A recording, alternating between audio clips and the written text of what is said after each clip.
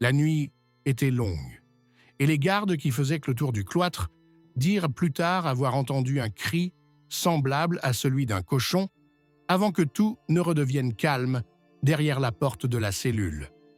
Quand ils firent irruption, l'évêque gisait sur le sol, sans pantalon, la peau luisante de sueur, les yeux fixés sur les voûtes comme s'il y voyait des démons. Il y avait des traces de sang et d'excréments sur les draps.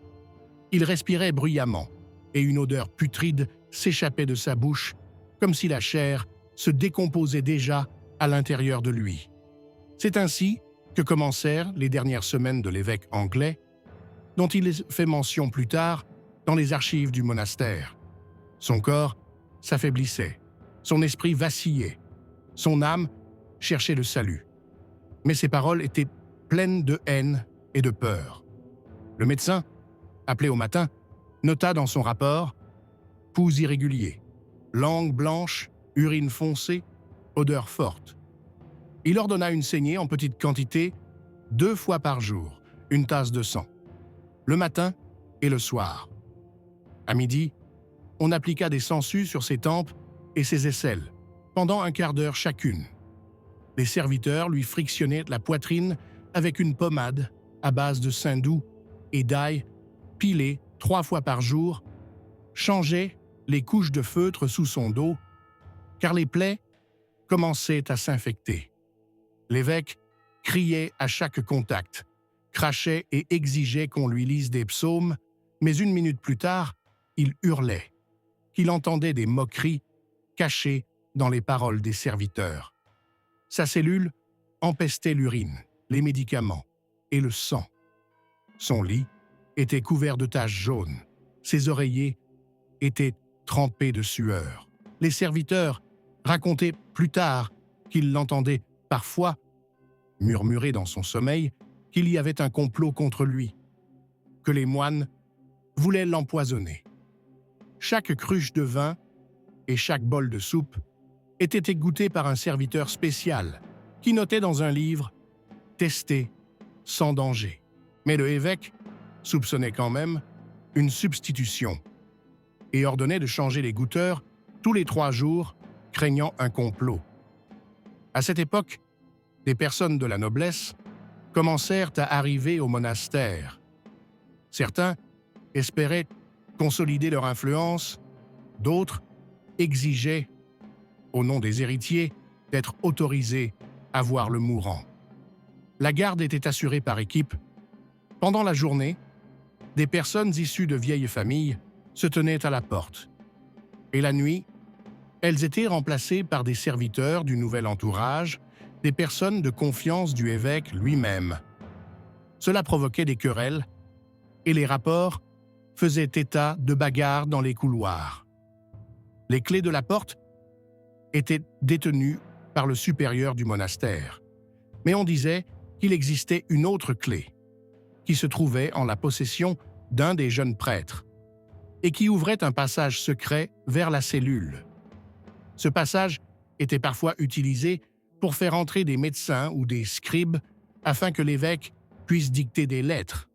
Les médecins se disputaient entre eux. Certains affirmaient que ces maladies provenaient de la décomposition de ses entrailles et ordonnaient d'intensifier les saignées jusqu'à 3 fois par semaine. D'autres pensaient qu'il était victime d'esprits maléfiques et conseillaient de brûler de l'encens dans la cellule et de réciter des incantations. Ainsi, chaque nuit, des bougies brûlaient dans la cellule, dont la fumée se mêlait à l'odeur du corps en décomposition.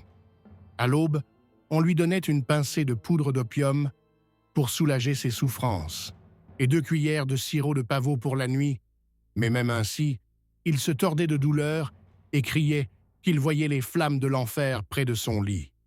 Ses confessions étaient lourdes. Il exigeait que les prêtres viennent chaque jour l'écouter. Mais il ne se repentait pas, se plaignant plutôt que ses ennemis ne s'agenouillent pas devant lui. Tantôt, il promettait de donner ses terres au monastère, tantôt, il menaçait de les leur reprendre. Il jurait de faire exécuter tous les hérétiques. Mais 1 heure plus tard, Il demandait la grâce pour certains, comme s'il craignait de provoquer la colère des cieux. Le supérieur a consigné dans ses notes « Ses paroles étaient décousues, tout comme son esprit, il jurait par Dieu et le maudissait dans le même souffle. Son corps continuait à se transformer. Ses jambes étaient couvertes de plaies. La peau de ses talons se fissurait et suintait. Les médecins écrivaient « L'odeur des plaies est insupportable, la transpiration est incessante, l'urine s'écoule sans retenue. » Les serviteurs le trouvaient souvent allongé sur le sol, ayant arraché ses bandages, et ils avaient du mal à le remettre au lit où ils l'attachaient avec des sangles. Sous les draps, ils trouvaient des miettes de sang séché et des croûtes jaunes. Pendant ce temps, les jeux politiques autour de lui s'intensifiaient. La vieille noblesse exigeait la reconnaissance d'un héritier afin d'éviter le chaos. Le nouvel entourage gagnait du temps, espérant arracher les dernières signatures et dispositions à l'évêque. Les ambassadeurs de 2 pays voisins transmettaient secrètement des notes aux supérieurs, chacun promettant sa protection au monastère si leur candidat obtenait la bénédiction du mourant. Les couloirs étaient remplis de chuchotements. Des réunions nocturnes avaient lieu dans le réfectoire où l'on discutait pour savoir qui serait autorisé à entrer le lendemain matin. Les semaines passaient ainsi. Chaque nuit ressemblait à un siège. Des serviteurs avec des coupes d'eau, des médecins avec des couteaux et des sangsues, des gardes à la porte et l'évêque lui-même attaché à son lit, mais toujours capable de crier des ordres et d'appeler ses scribes. Sa cellule était devenue à la fois une prison et une salle d'hôpital. Une odeur nauséabonde, du sang et des cris. C'est ainsi que les témoins autorisés à entrer décrivaient son état. Mais son corps tenait encore, bien que les médecins aient déjà écrit 3 fois dans leur rapport que la fin était proche. À chaque fois, il survivait, et à chaque fois, cela semblait être une torture pour tous ceux qui l'entouraient. À la fin de la 2e semaine, sa peau ne tenait plus sur ses jambes. Les plaies sur ses cuisses et ses tibias s'étendaient, suintant un liquide trouble qui sentait la pourriture. Les serviteurs, en changeant ses bandages, s'évanouissaient à cause de la puanteur et le supérieur leur ordonnait d'inspirer du vinaigre pour ne pas s'évanouir dans la cellule. Le évêque, remarquant cela, se mettait à rire d'une voix rauque et criait qu'ils avaient plus peur de lui que du diable lui-même. Le rapport du médecin pour cette journée indiquait « saigner le matin à l'aide d'une chope, sangsues sur le ventre pendant un quart d'heure, cautérisation de l'épaule à l'endroit de l'ulcère purulent, sans effet. Application de 3 fois une pommade à base de saindoux et d'ail pilé. Pouls à peine perceptible, respiration sifflante, urine noire, forte transpiration, odeur extrêmement nauséabonde. » Malgré tout cela, il continuait à dicter des ordres aux scribes, exigeant que tous les documents soient recopiés 2 fois, car il les soupçonnait de falsification. La nuit, il était secoué de fièvre. Il appelait les prêtres et murmurait qu'il voyait sous son lit les moines qu'il avait fait exécuter pour hérésie 10 ans auparavant. Il pleurait et jurait de donner tous ses biens au monastère pour que ses visages disparaissent. Mais le matin, en se réveillant, il se remettait à jurer et exigeait que les témoins superflus soient expulsés du monastère, menaçant de les livrer au bûcher. La cellule ressemblait à une caserne. 2 équipes de garde se relayaient. Des hommes issus de vieilles familles et des soldats de la nouvelle garde. Des disputes éclataient entre eux, et un jour, cela a dégénéré en bagarre. Un chevalier a sorti un poignard, et seul le prieur a pu mettre fin au carnage. Dans un rapport envoyé à Londres, on écrivait « L'état du malade provoque un désordre général. Chaque camp veut avoir accès à lui pour obtenir une signature ou une parole. On continuait à faire entrer des personnes choisies par un passage secret. Une nuit, on fit venir 2 scribes pour réécrire le testament.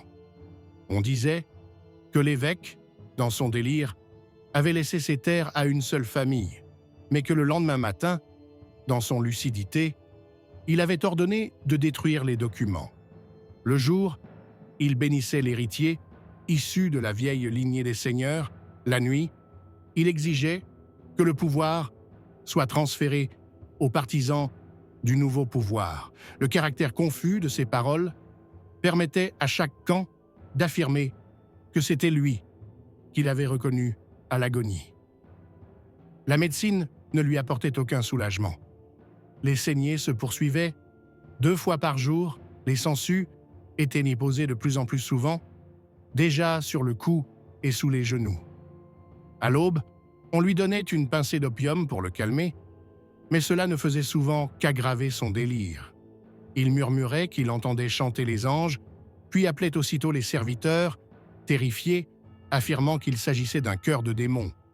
La nuit, on lui donnait 2 cuillères de sirop de pavot, mais son sommeil était court et agité. Il criait, tirait sur ses sangles, se débattait contre le dossier de son lit et se cassait les ongles. Son corps lui était devenu étranger. Des plaies s'étaient ouvertes dans son dos, sous les omoplates, et les médecins écrivaient « Du pus s'écoule, la peau est rouge et brûlante, odeur de cadavre ». Pour masquer la puanteur, on brûlait sans cesse des herbes dans la cellule, mais cela ne faisait qu'accentuer la suffocation.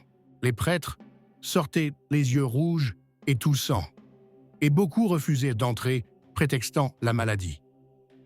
La population du monastère vivait de rumeurs. Dans les couloirs, on murmurait que l'évêque était puni pour ses péchés, qu'il avait été trouvé sans pantalon dans sa cellule, et que sa mort serait un signe de Dieu. Certains pensaient qu'il fallait le laisser sans confession. D'autres insistaient sur le fait que sans sa bénédiction, la question de l'héritage ne pouvait être réglée. Sur les marchés de la ville voisine, on disait déjà que l'évêque était un sorcier et que son corps pourrissait vivant en punition. Les ambassadeurs des 2 pays voisins envoyaient secrètement des rapports à leur roi. L'un écrivait « Il vit ces derniers jours », mais chacun de ces mots est retranscrit et interprété. Le sort de l'Angleterre se joue autour de son corps en décomposition.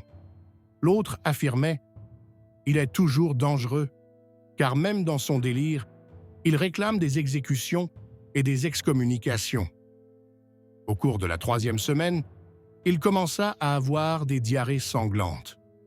Les serviteurs emportaient des bassins remplis d'un liquide nauséabond et écrivaient dans leur rapport « Les selles sont sombres, mélangées de mucus et de sang, et dégagent une odeur extrêmement forte. Sa peau jaunissait, ses yeux devenaient troubles, il perdait la vue. » Les médecins ne savaient plus quoi faire. L'un d'eux proposa de brûler les ulcères avec un fer rouge, ce qui fut fait. Il criait si fort que les murs en tremblaient, mais les ulcères ne se refermèrent pas, ils noircirent seulement. Malgré cela, il continuait à s'accrocher au pouvoir. Chaque jour, il exigeait qu'on lui apporte des livres, avec des sceaux et des lettres. Il y griffonnait des gribouillis tremblants, dessinait des croix que personne ne pouvait déchiffrer. Ces croix étaient ensuite recopiées, affirmant qu'il s'agissait de sa signature. Ainsi, s'écoula le 2e mois de sa maladie. Sa cellule était devenue un lieu de terreur, de puanteur et d'intrigues sans fin. Ceux qui en sortaient disaient « Il ressemble plus à un cadavre qu'à un être vivant. Mais il continue de donner des ordres. Il détient toujours le pouvoir. » Au début du 3e mois, la maladie de l'évêque était devenue insupportable, tant pour lui-même que pour son entourage. Son corps se décomposait à vue d'œil. Les plaies sur ses jambes s'étaient tellement développées que les serviteurs ne pouvait plus changer ses bandages sans avoir des nausées. Le pus s'écoulait à travers les draps et le feutre, et tout devait être brûlé, car l'odeur était insupportable. Les médecins indiquaient dans leur rapport « Le pus est nauséabond, jaunâtre verdâtre, mêlé de sang. L'odeur est si forte qu'elle rend la respiration difficile. » Les saignées ne lui apportaient plus aucun soulagement, mais elles continuaient. 2 fois par semaine, on lui prélevait un demi-verre de sang. On lui posait des sangsues, non seulement sur les tempes, mais aussi sur l'aine et l'intérieur des cuisses. On lui faisait des cautérisations ponctuelles au niveau de l'abdomen, mais les ulcères ne faisaient que s'étendre. À l'aube, on lui donnait encore une pincée d'opium, mais au lieu de se calmer, il se mettait à délirer plus fort. Les prêtres notaient « Il appelle les morts, entend des pas derrière le mur, voit des flammes et jure que les diables le tiennent par les jambes. » La nuit, on lui donnait 2 cuillères de sirop de pavot, mais son sommeil ne durait pas plus d'1 heure. La cellule ressemblait à une salle de torture. Des bouquets d'herbes séchées étaient suspendus au mur, des bassines remplies d'eau, dans laquelle s'écoulait un liquide purulent, étaient placés sous le lit.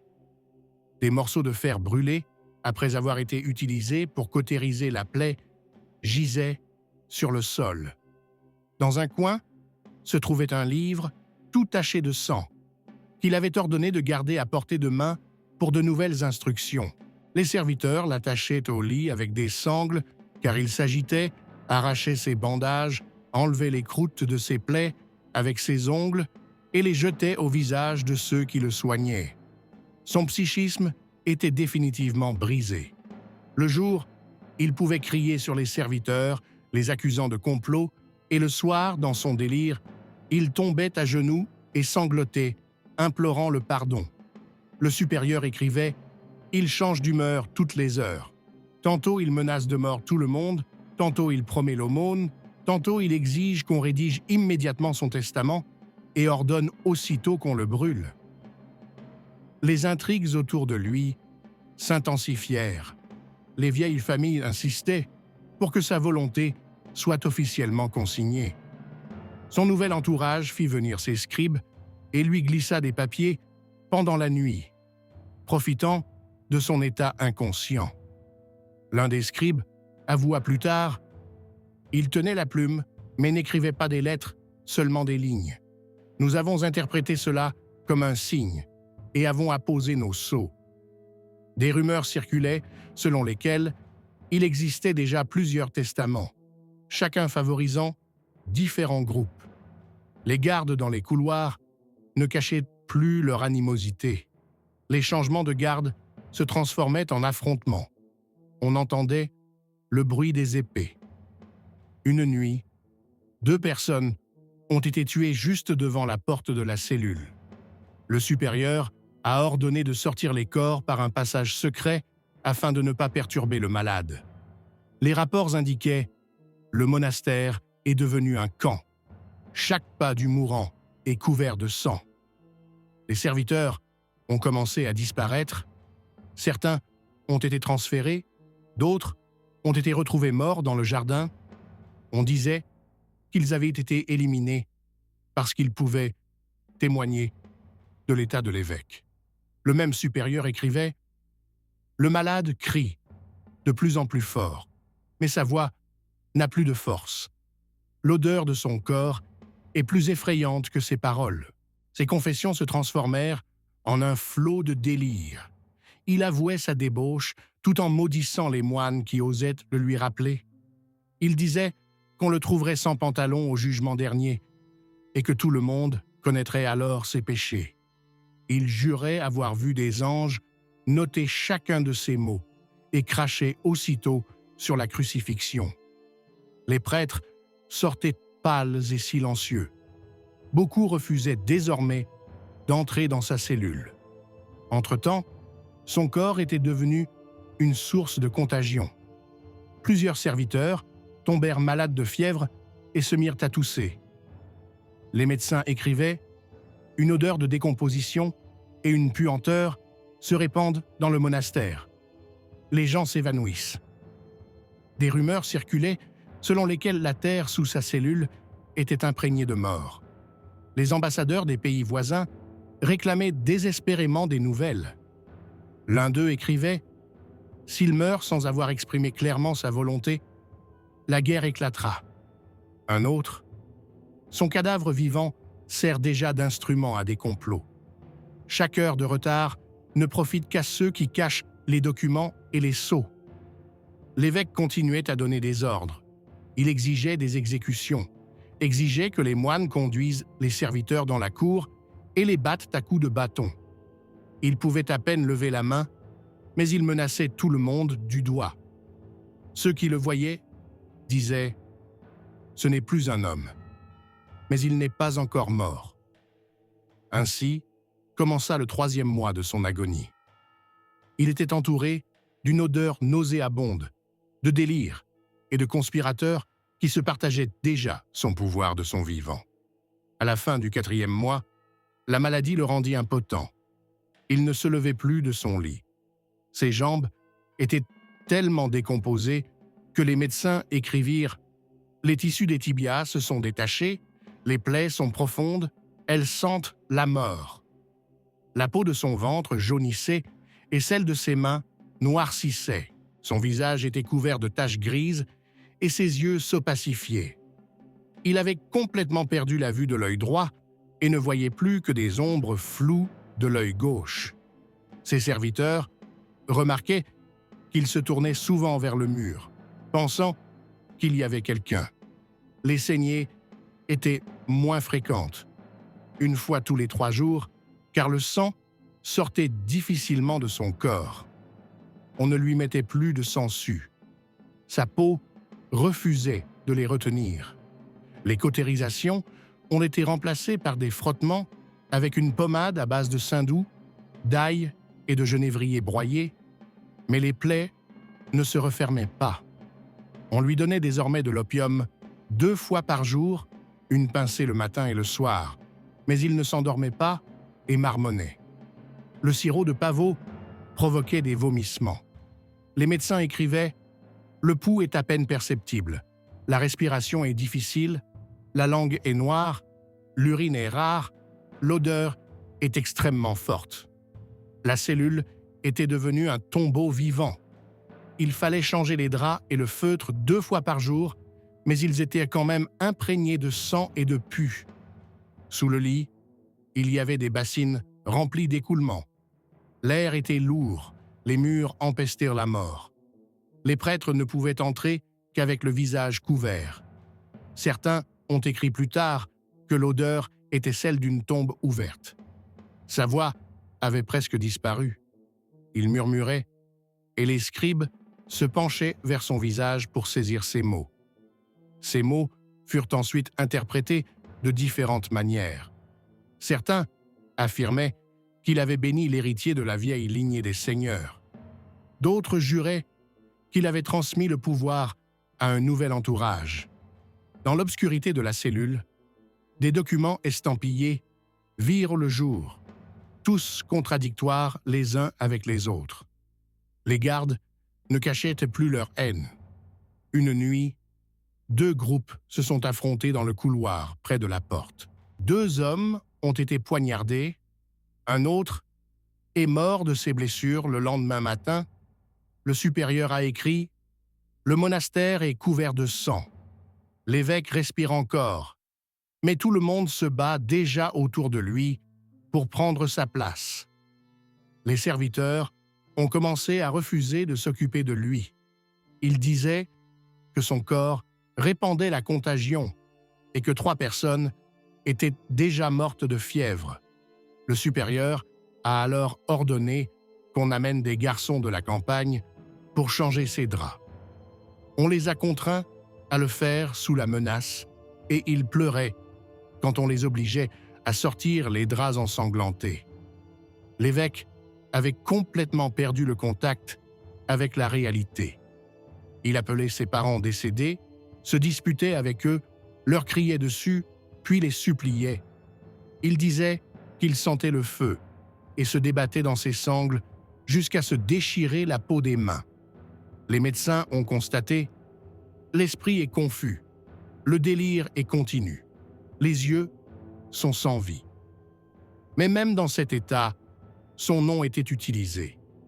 Des papiers contenant sa volonté circulaient dans les camps de la noblesse. Certains présentaient la croix qu'ils avaient dessinée sur une feuille comme preuve. D'autres montrèrent des textes entiers, comme s'ils avaient été dictés par lui, alors qu'il ne pouvait prononcer plus de 3 mots d'affilée. Les ambassadeurs des pays voisins écrivaient « Il est encore en vie, mais déjà mort.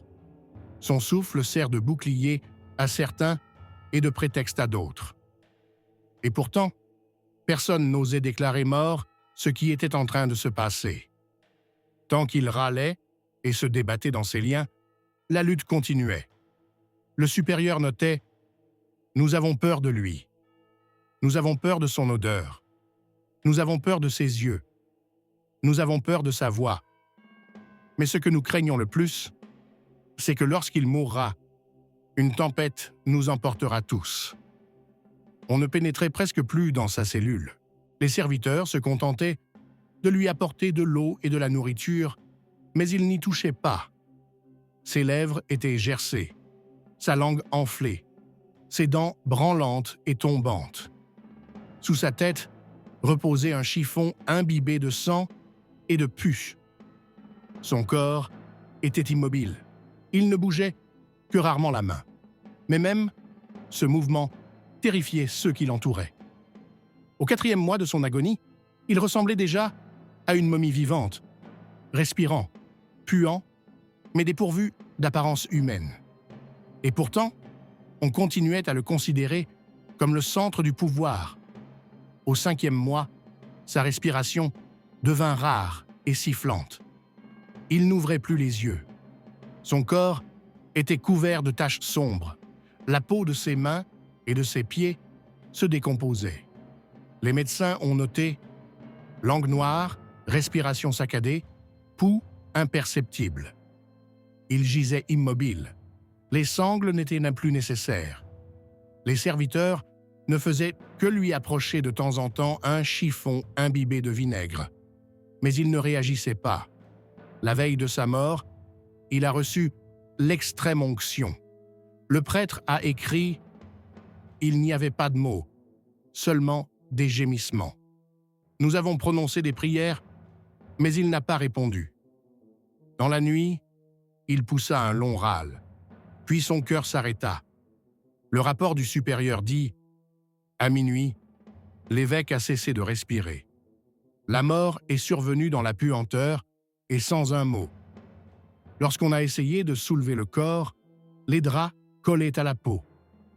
Les serviteurs ont eu du mal à les détacher, et des morceaux de chair se sont détachés.